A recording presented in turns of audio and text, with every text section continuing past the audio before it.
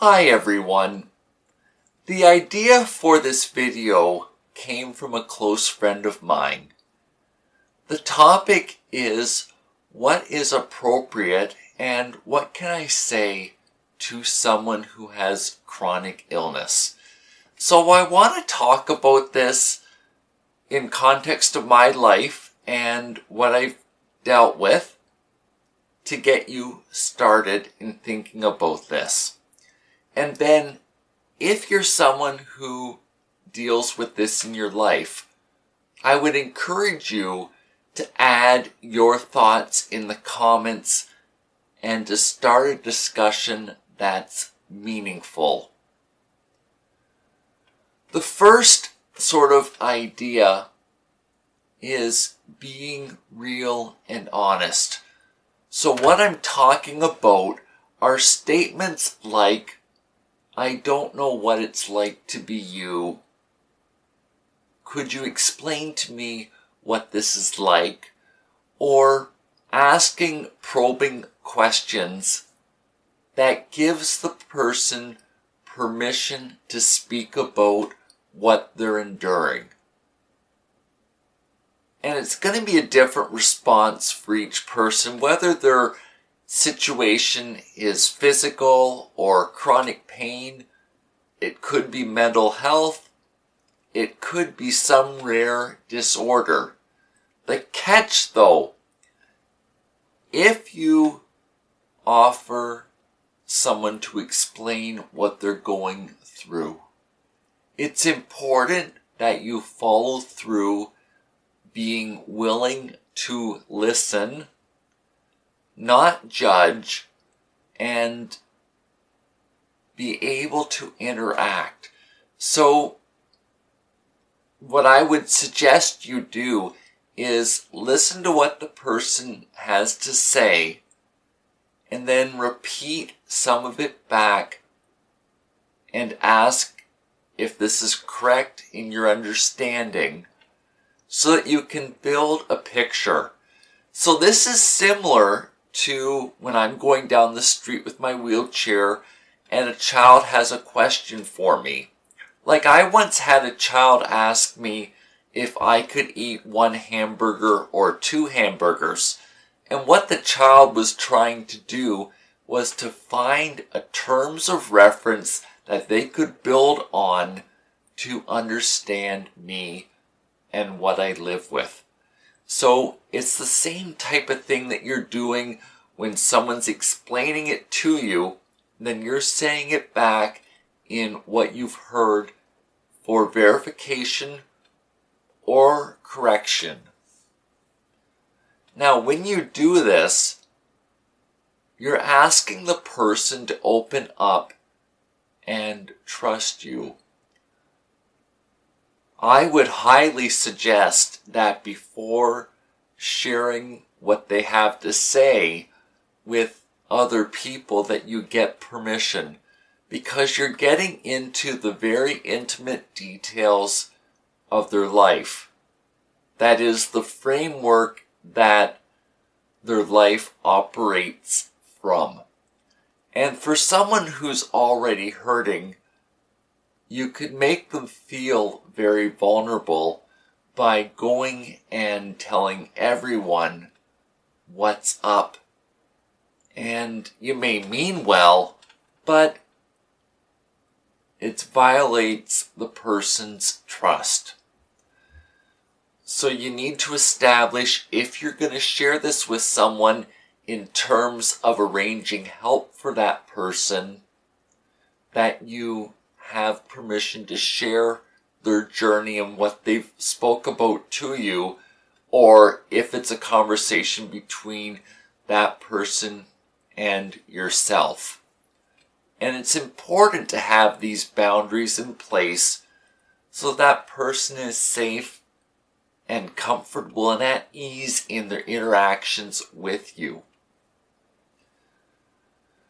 The next suggestion is addressing the practical issues.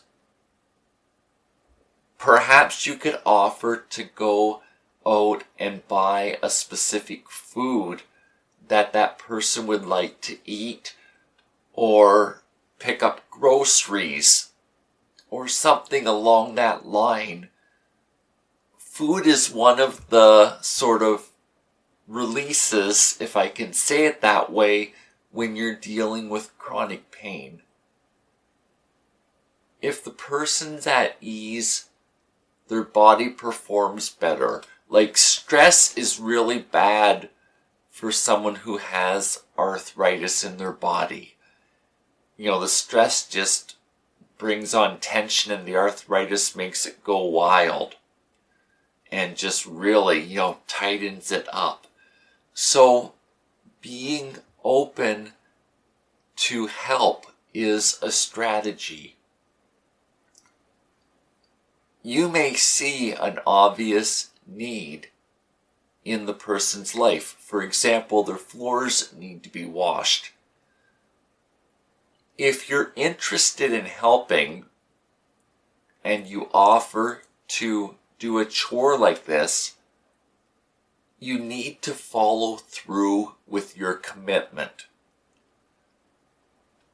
Ultimately, if you don't do so, it's going to begin building up walls in the person's life who's going through it, and it's going to make it harder for that individual to trust when the next person comes along with good intentions and is wanting to help.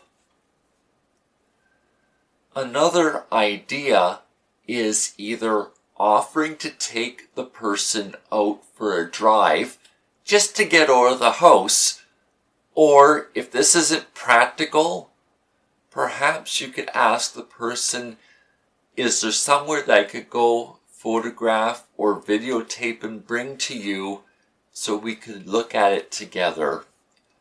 This is an approach I've taken with different people when I've not been able to attend a wedding. Could we watch it as a video together after the fact so I can still take part when it's not practical to go in person? Then I know it's hard missing weddings, when people want you to be involved. You still need to take care of your health. And it's not about insulting someone or not being involved in their lives, but making sure that you're taking care of yourself so that you are able to do the extras. If you start pressuring someone who is already experiencing a chronic illness and you really want them to do something, and then they're not able to, you could easily send that person in a downward spiral where they beat themselves up for not being able to have engaged in whatever was important for you or to you.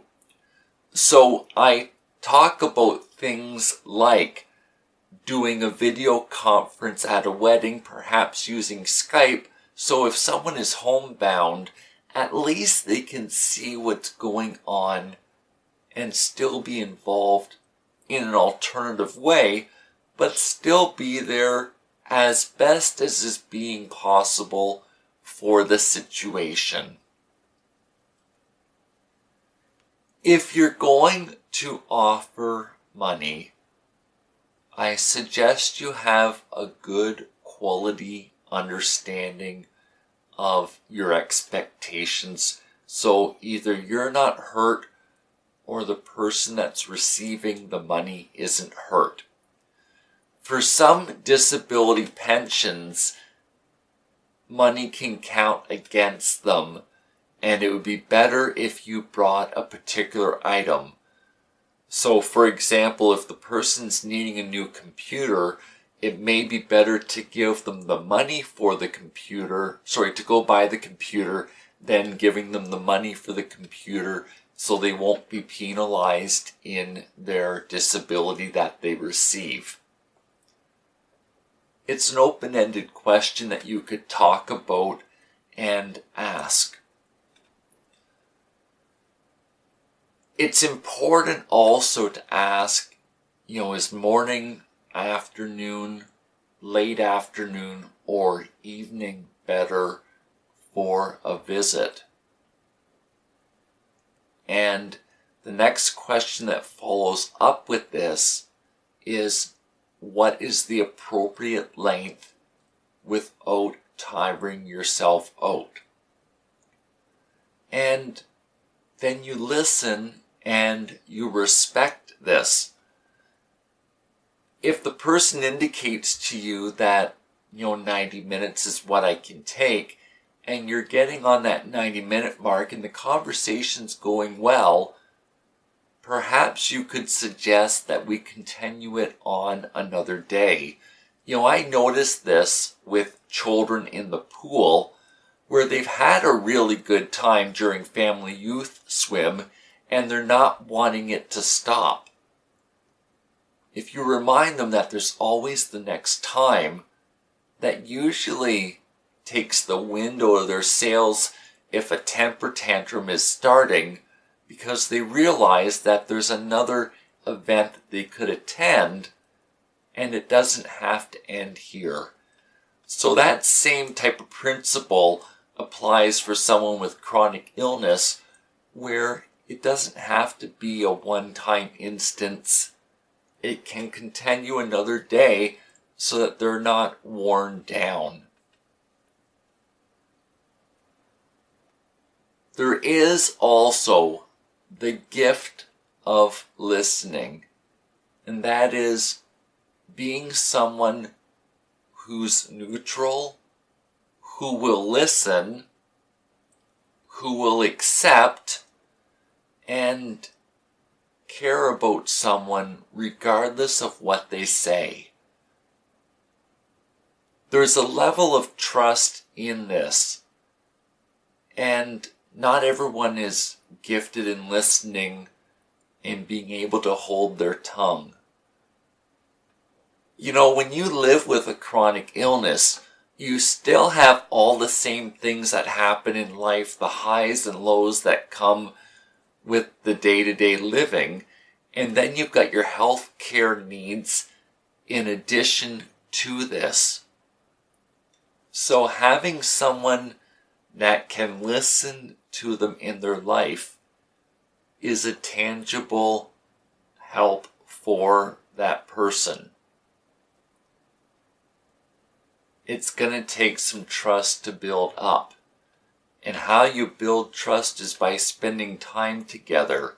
So perhaps you come over to their home for coffee and you make it a point that every third week you come for coffee and spend half an hour together, so that over about 6 months, there's a level of trust that's been built, and that if that person really needs help, they know they can reach out to you for support, or that you will do your best to arrange help for them.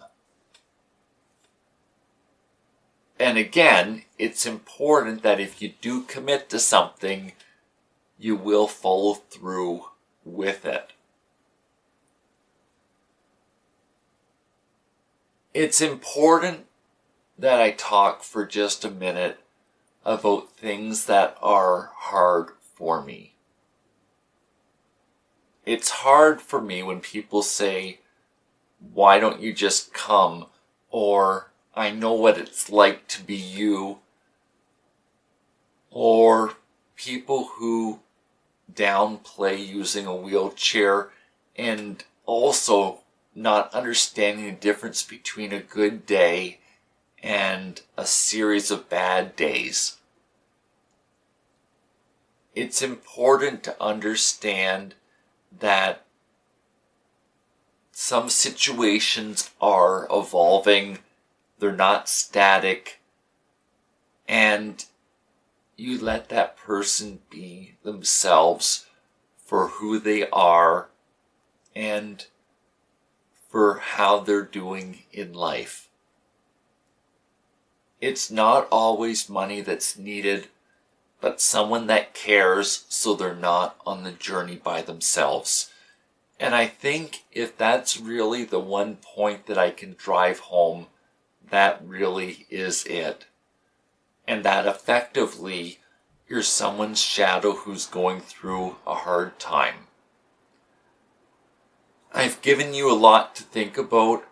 As I said at the start, this may be a video you could share with a family member to help them know how to be involved in your life and ways that are helpful to interact with you.